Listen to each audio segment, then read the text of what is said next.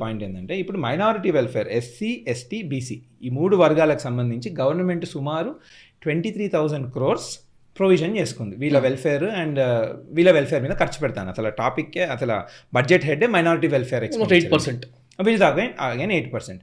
So ఇందులో నాకు ఒక డౌట్ ఉంది, ఒక డౌట్ కంటే ఎక్కువ ఒక ఆవేదన, రైట్?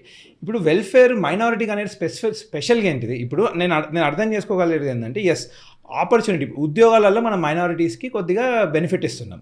ఇప్పుడు ఎస్సీ వర్గం నుంచి వస్తే మీకు ఉద్యోగంలో ఒక 20% వెయిటేజ్, ఎస్టీ నుంచి వచ్చి ఒకటి, బీసీ నుంచి ఒక వెయిటేజెస్ ఇస్తున్నాం. అది ఐ కెన్ అగ్రీ విత్. ఎందుకంటే మైనారిటీస్ పాపం డిఫికల్ట్ ఫైనాన్షియల్ సర్కమ్స్టాన్సెస్ నుంచి ఏజెస్ నుంచి అదొకటి ఉంది. సో అట్లా వస్తుంది. సో ఉద్యోగం అంటే ఆపర్చునిటీలో మనము బైఫర్కేషన్ పెట్టుకుందాం, అర్థమవుతుంది. ఓకే చలో వాళ్ళకి దే నీడ్ సపోర్ట్. వెల్ఫేర్ అంటే మెజారిటీ ఏమవుతుంది వెల్ఫేర్లో మీకు క్యాష్ హ్యాండ్ అవుట్స్ వస్తాయి. అంటే మీకు